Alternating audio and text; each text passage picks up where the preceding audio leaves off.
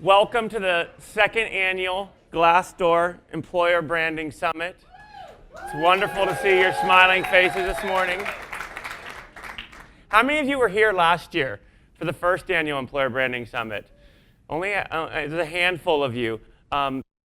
Every year I'm amazed at how much this grows. So it's truly an honor to have you join us here in San Francisco, or virtually from France, Singapore, Australia. In fact, there's 7,000 people actually watching virtually from around the globe. So welcome. I'm going to get us going this morning, and then we've got an amazing set of speakers to talk to us today about what is increasingly becoming a really, really important part of how we hire and grow as companies.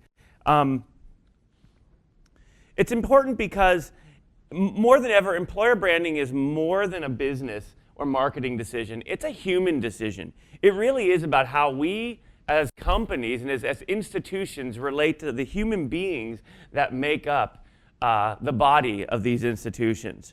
And we all know, anybody in leadership has felt this, that a bad hire or a bad fit in a company really is like burning money. It's lost opportunity, even worse than that. It's bad for you.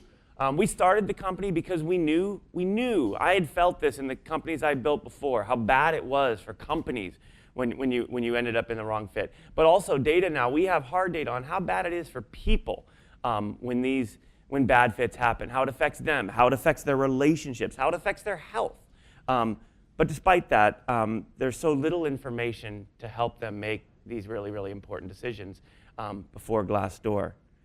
Today, one of the many impressive speakers that you're going to be hearing from is Christopher Hannigan from Edelman, which is a very large public relations firm. They're well known for this annual report they do that's called the Edelman Trust Barometer, which I find absolutely fascinating. What he'll be talking about is how trust is incredibly important in how we do business, and how trust with people actually defines a lot of success. The Edelman Trust Barometer shows that employees are one of the most trusted influencers for communicating about a company's operations.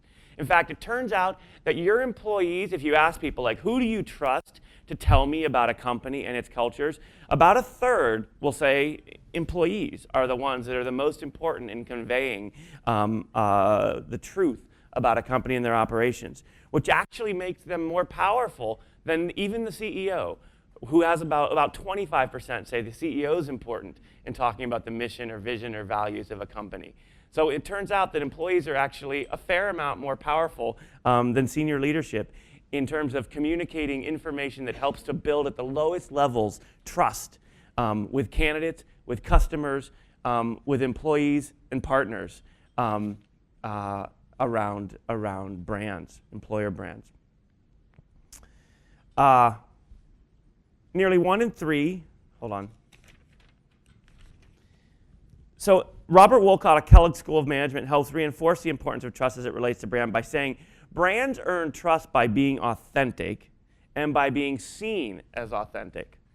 And so when we think about our brands, it has to start with people. Like we end up in our heads a lot when we think about this stuff and when we talk about what we have to do, but it really is as much a head game as it is a heart game. And it really is about connecting with people and telling them the stories which define our institutions. And this has become critical because employer branding is the way that we communicate the power of our organizations and what makes us special and unique. And it is rapidly becoming the new normal for how people make decisions about where they go to work and how we really make decisions about anything in our lives. So how many of you in this room use TripAdvisor to plan a trip? The vast majority of us do. And we use it to help us with all kinds of things. We get an inside look at hotels, including, in many cases, very important part of hotels. It's about giving people a very real and important inside look. Many of us use Yelp to make a decision about where we're going to go to eat for dinner that night. And we take the stories on Yelp, and the good, the bad, and everything in between, and they connect and tell us what we're about to experience, and they help to shape our expectations. And those narratives, each of those individual stories, is actually really important in helping to weave that canvas. And this is one of my absolute favorites. If you can't see what that says, it says, come in and try the worst meatball sandwich that one guy on Yelp ever had in his life.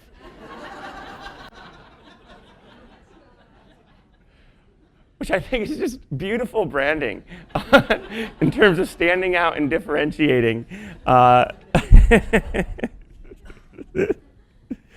If you want to watch a movie, I think many of us go to Rotten Tomatoes to read up on what is in theaters or available to watch in the comfort of our home. It doesn't always give a fair shake, I don't think, to movies. Mall Cop actually got a 5% review rating from critics. People actually liked it. This is a little bit analogous to kind of what the CEO says versus the employees say, I think. The critics hated this movie. People hated it less. I personally thought it was pretty friggin' funny, but whatever. Transparency can be a rich feedback tool. It can show you what works and why, and what doesn't work and why. So Zillow went to try and crack this in the real estate market. You're going to hear later today. I'm excited that the CEO of Zillow, Spencer Raskoff, is here to share his own perspective on managing a company and embracing this transparency. But Zillow has really showed some amazing stuff. Both, amazing properties, and in San Francisco, just how insane the market really is. For those of you that can't see, this was actually trending on social media. That really is for sale in San Francisco right now. For $350K, you can buy that fixer-upper. And yeah, for those of you who don't think San Francisco is in a real estate bubble, I would position this as a counterpoint. The bottom line is, across a broad spectrum of our life, a very broad spectrum of our life, transparency is a powerful thing. Every aspect, practically every aspect anyway, of our lives can be researched online instantly. We depend on information that we can get within seconds, in our pocket, on our phones, to help make big decisions and small decisions. And Glassdoor has successfully harnessed this information for employment. And we're growing because where you choose to work and where you choose to pour your blood, sweat, and tears into is important. And it's as important in the US as it is in France, Germany, Austria, India, Singapore, Brazil, or the other 190 countries from around the world where people have come to Glassdoor to tell their story or contribute their salary. It truly is a global phenomenon. This hunger for information around work is the reason that within 48 hours, we were a global company, whether we liked it or not. People want insight. They need to be empowered. It's a primal need with this information. And they're willing to share with other people to get it in turn to help themselves.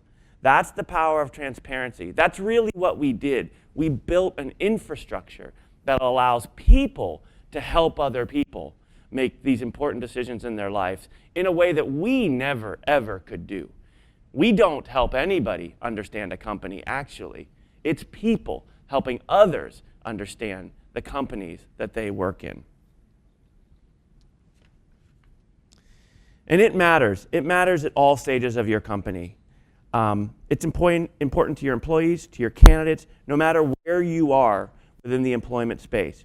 Your opinion, your insight, and your perspective matters up and down the chain. New entry employee, middle management, senior executive, leader in the company, and increasingly beyond that, employees, vendors, and partners. We're all hiring, whether we're scaling rapidly, and some of us are feeling that insanely difficult prospect, especially if you're in a high-tech market, or whether you're just backfilling attrition.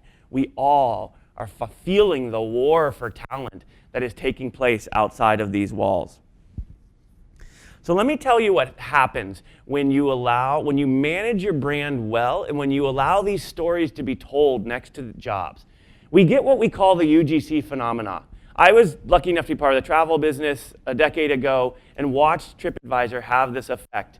I've watched Yelp have this effect. And the way it works in the employment category is that people know your company as a result of being on Glassdoor. By the time they apply to a job on Glassdoor, they know a lot about you already. They've formulated an opinion and decision of whether or not they really want to work for you. And you can see it in the data. It takes about half as many resumes from Glassdoor, and this isn't our own data, this is third party now that has basically confirmed this. We believed it would happen, but now we have the hard data to back it up. It takes half as many resumes to get to a hire in our community, because by the time someone applies to a job, they're pretty damn sure they want to work for you. In fact, many of them are really fired up, and they know that you're a great fit for them, and they know that you are where they want to pour their energies into for the next decade. Or 2 years if you're in San Francisco. The result is we have become the fastest growing jobs and career site in the United States. This is, again, third-party independent research data that you can go see. This is according to ComScore. We will welcome 30 million unique users this month to Glassdoor. And the vast majority of your employees are passing through our doors as they formulate whether or not they're going to work. Your job seekers, your candidates are passing through our doors as they're formulating an opinion and a decision on whether or not to come and work for you.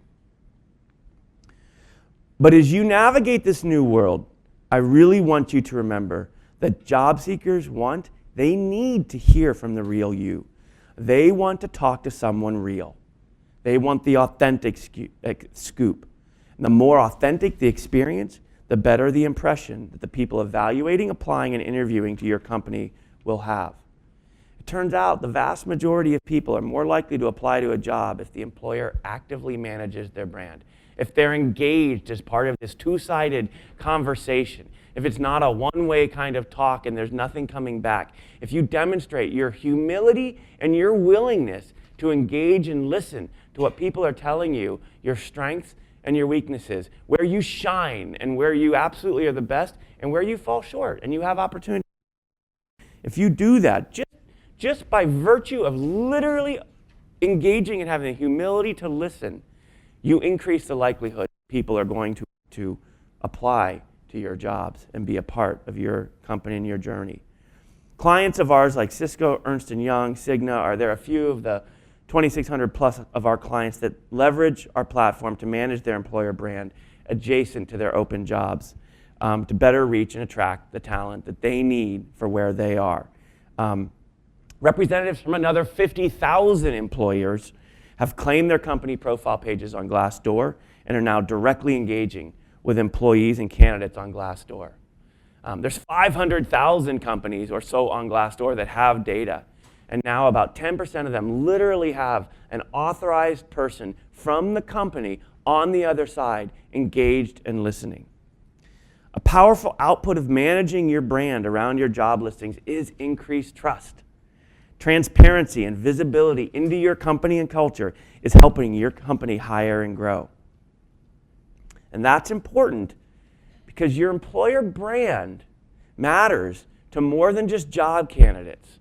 We also have known this for a long time, but it's gotten big enough now. It's time to talk about it. Your employer brand matters to other executives, to investors, and to partners. It is inseparable from your product or your company brand. It is the other side of the coin. You can't ignore it.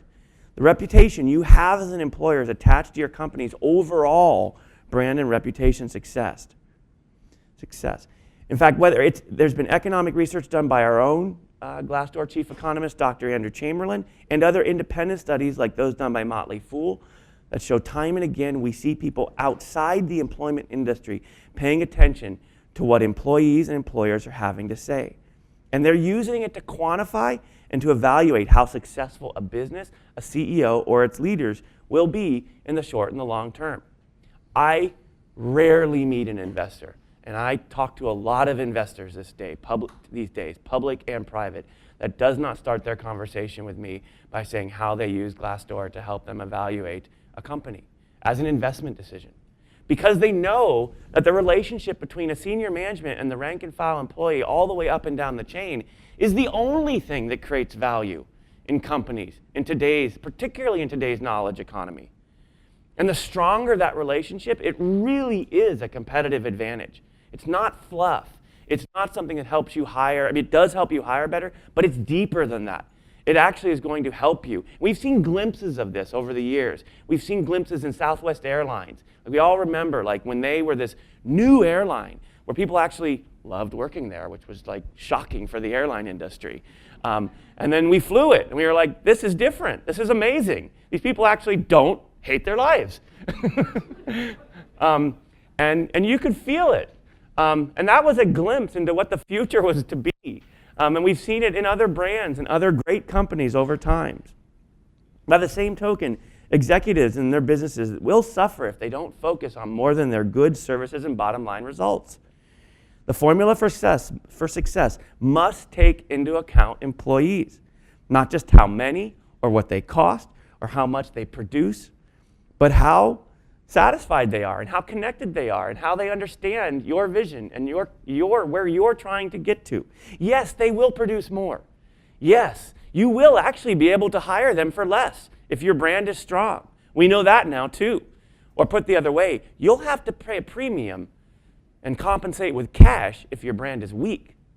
But beyond that, your very survival as a company, and I don't want to be too dramatic, but it's true, over the long term, your very survival and ability to thrive as a company relies on your ability to empower and motivate those people, and that happens because of your culture. So let me close with a quick story that illustrates how employer branding really is changing how we make business decisions. So a very large company came to us. It was probably a little over a year ago now. It's happened multiple times since then, but this was the first time that a big company came to us because they were going to move their corporate headquarters. And it wasn't a small move. It was like thousands of miles move. It was a big deal. And they were going to ask they had thousands of employees at headquarters to move. And many of them just weren't going to be able to do it. And if you think about, they had a pretty decent culture prior to going into this. They wanted to understand what's going to happen. Like, what is going to happen when half the employees aren't able to move or don't want to move, and then there's this new part that sets out in a ship, and burns the ship on the coast and forms this new nucleus in this company. And it's dangerous waters, but it's an opportunity also to be reborn in many ways because we're going to be hiring so much. We have an opportunity to press reset a little bit on the parts of our culture that we don't like. So what are those parts? And what are the parts that we should cling to and hang on to and amplify? And we were able to sit down with them and tear apart and look at the data, or the quantitative, but also the qualitative stories that were told in different people's voices and the narratives that were shining through, and pick out what pieces they should amplify and were critical to be part of the new version of this company, and which pieces they should leave behind as part of the chapter that they were closing. And we helped them navigate that, and it turned out okay. It was scary, but it turned out really great. And we hear stories like this all the time as we go through these complicated decisions in building these big companies and institutions.